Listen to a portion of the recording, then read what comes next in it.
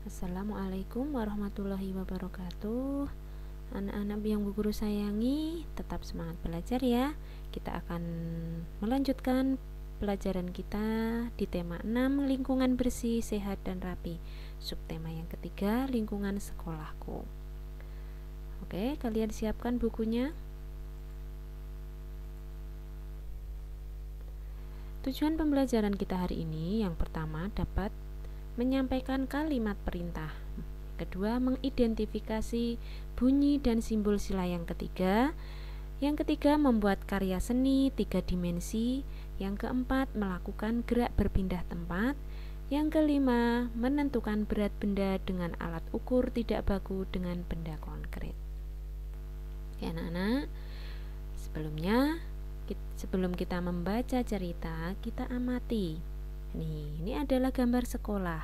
Ya, meskipun kalian belum sekolah ya, tentunya kita berharap ya corona ini segera hilang, kita bisa berjumpa di sekolah.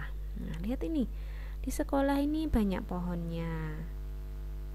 Halamannya luas, sekolahnya bersih, sehat dan asri. Tentunya harus kita syukuri ya, karena dengan lingkungan yang bersih kita akan menjadi sehat dan kita juga nyaman dalam belajar. Kita baca dulu. Sekolahku bersih dan sehat. Aku senang belajar di sekolah. Sekolahku bersih dan nyaman. Lingkunganku hijau dan asri. Banyak pohon ditanam di sekolahku. Setiap hari tanamannya disiram. Udara di sekolahku menjadi segar. Ruang kelas di sekolahku juga bersih. Guruku mengingatkan jangan buang sampah sembarangan. Buanglah sampah di tempatnya. Kami semua bekerja sama menjaga kebersihan. Tidak ada yang membuang sampah sembarangan. Oke. Setelah kita baca tadi, kita jawab pertanyaannya, apa judulnya? Ya, sekolahku bersih. Terus bagaimana keadaan sekolah pada cerita tersebut? Ya, bersih dan nyaman. Mengapa udara di sekolah segar? Nah, karena banyak pohon yang ditanam. Siapa saja yang harus menjaga kebersihan sekolah? Semua warga sekolah. Apa yang harus kita lakukan agar sekolah kita bersih? Membuang sampah pada tempatnya. Kemudian apalagi ya anak-anak? Menyapu dengan rutin, menanam pohon-pohonan, bunga-bunga. Nah, seperti itu ya. Oke. Sekarang kalimat perintah itu apa? Kalimat yang isinya memerintahkan, ya, memerintah untuk mengerjakan sesuatu atau melakukan sesuatu. Nah, ciri-cirinya yaitu menggunakan kalimat perintah. Yang kedua, menggunakan lah atau kan. Contoh, nah misalkan ini nomor 1, nanti dicentang yang termasuk kalimat perintah. Bu guru sedang mengajar di kelas. Bukan ya, buanglah, ini ada tulisan lah ya, berarti termasuk perintah. Anak-anak bermain di halaman sekolah, bukan ya. Kemudian yang keempat, letakkan sepatu di rak. Ada kan, letakkan berarti memerintah untuk mengerjakan sesuatu. Nah, untuk meletakkan sepatu. Jagalah, nah jagalah kebersihan rumahmu. Nah, itu ya. Nah, ini kita beri centang, buanglah sampah, letakkan sepatu, jagalah kebersihan. Oke anak-anak, itu tadi tentang kalimat perintah. Nah, selanjutnya itu teman-teman lihat di gambar ya, itu mereka sedang membersihkan kelas. Kebersihan sekolah itu menjadi tanggung jawab siapa? Warga sekolah. Ya, semua warga. Warga sekolah itu siapa saja? Ya, ada Bapak Ibu guru, ada siswa, ada murid, ada penjaga sekolah, ada kepala sekolah. Nah, semuanya semuanya warga sekolah itu ikut menjaga kebersihan dan keindahan sekolah. Karena dengan sekolah yang bersih dan rapi membuat kita nyaman. Nah, lihat di situ. Ternyata setelah mereka membersihkan ya, semuanya dibersihkan, ini ada pajangan di depan kelas ya. Di atas papan tulis ini apa? Oh ya, ternyata apa? Garuda Pancasila. Kita masih ingat Garuda Pancasila, sila 1 apa anak-anak? Ketuhanan yang Maha Esa.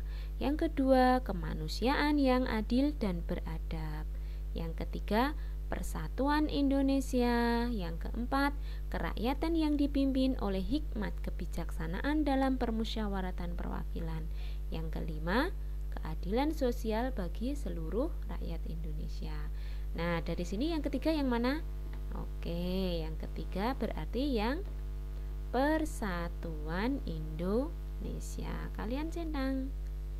Nah, masih ingat simbolnya, gambarnya? Sila 1 bintang, sila 2 apa? Rantai, sila 3 pohon beringin, sila 4 kepala banteng, sila 5 padi dan kapas. Oke.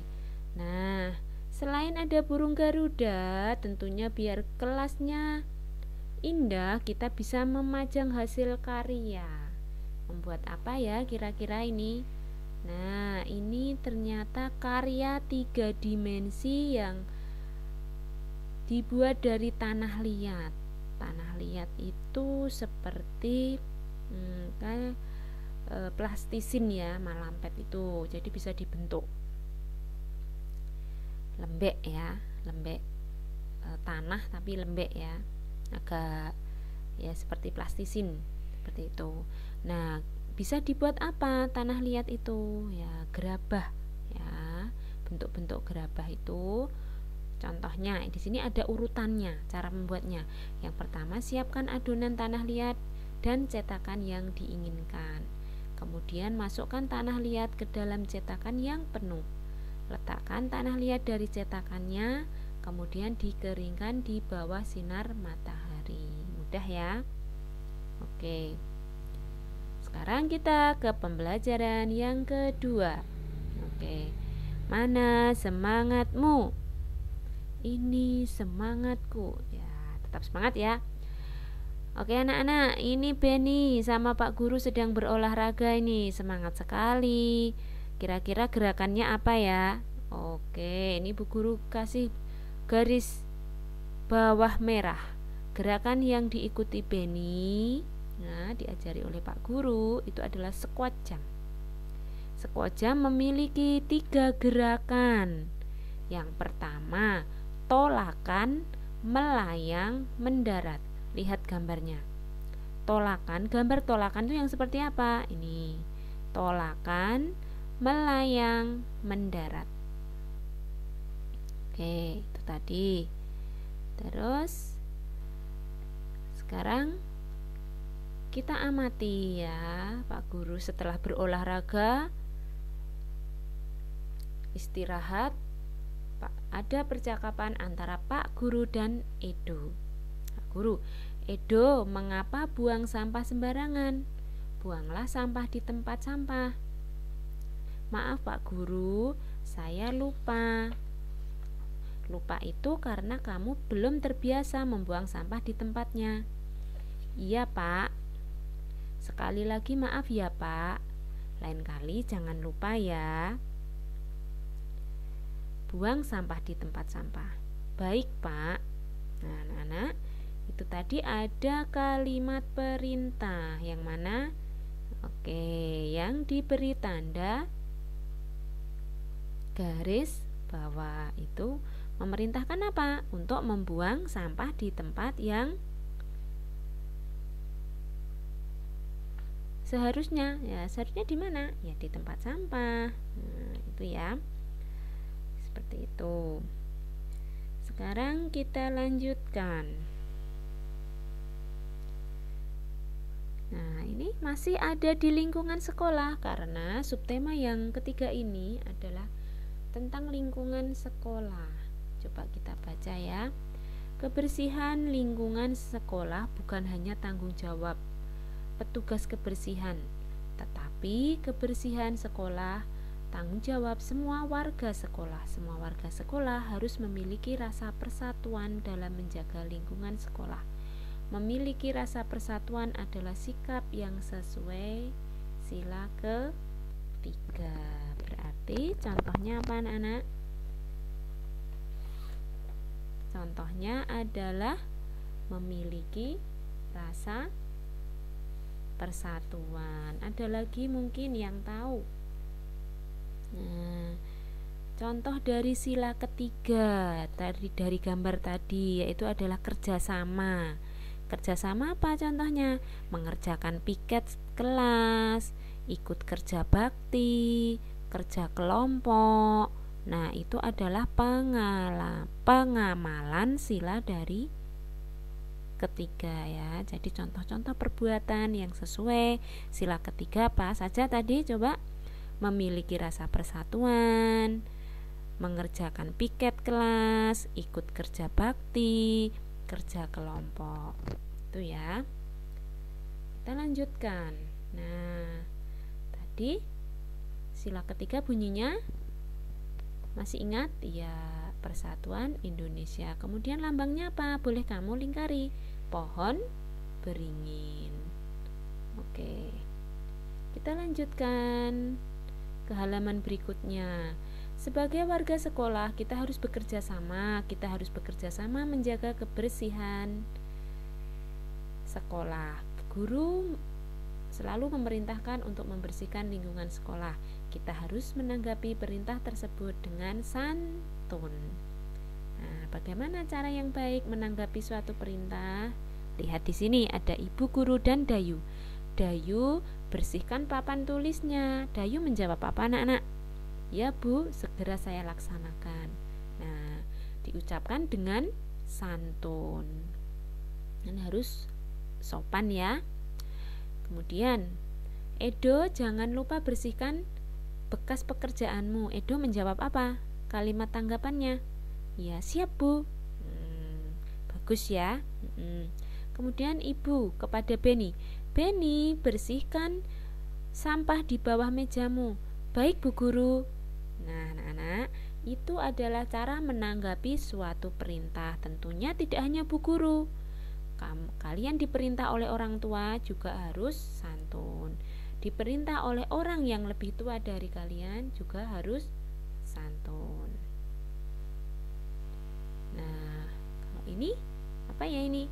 Nah, ini adalah kata yang diacak ya, belum urut. Nah, sampah pada buanglah tempatnya Ani.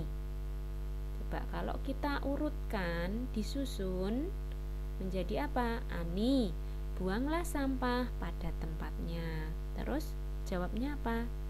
Ya, baiklah. Seperti itu ya. Jadi ini adalah kalimat perintahnya, ini jawabannya. Kemudian yang kedua, sapulah bersih sampai sekolah halaman. Jika disusun, sapulah halaman sekolah sampai bersih. Menjawabnya, ya baiklah. Atau yang lainnya, ya akan aku sapu misalkan. Boleh ya. Nah, setelah itu, setelah mereka kerja bakti, membersihkan kelas, membersihkan halaman kelas. Nah, mereka akan mengumpulkan sampah-sampahnya. Sampah yang dikumpulkan bisa didaur ulang. Contohnya apa? Plastik, kaleng, kertas, kardus. Nah, sampah-sampah tersebut mempunyai berat yang berbeda. Nah, kita akan mengukur berat benda. Apa yang kita butuhkan ya? Kita menimbang sederhana. Kalian tahu gantungan baju? Atau hanger ya. Nah, di situ kan biasanya nih bentuknya seperti ini. Kemudian kelereng kalian punya ya. Ada koin, uang logam. Nah, ini bisa digunakan untuk mengukur berat benda, kantong plastik. Nah, caranya bagaimana? Bisa kalian praktekkan. Siapkan alat penimbang, kemudian 2 plastik pada ujungnya. Nah, setelah itu kalian masukkan benda yang mau ditimbang. Ini ada botol. Nah, sekarang biar seimbang kalian masukkan ke lereng. Biar seimbang nanti jumlahnya berapa agar ini ya timbangannya sama. Nah, coba di sini ya. Kalian lihat itu di halaman, kalau di buku itu halaman 99. Di halaman 99, gambar A itu 7 kelereng. Kalian hitung dulu ya.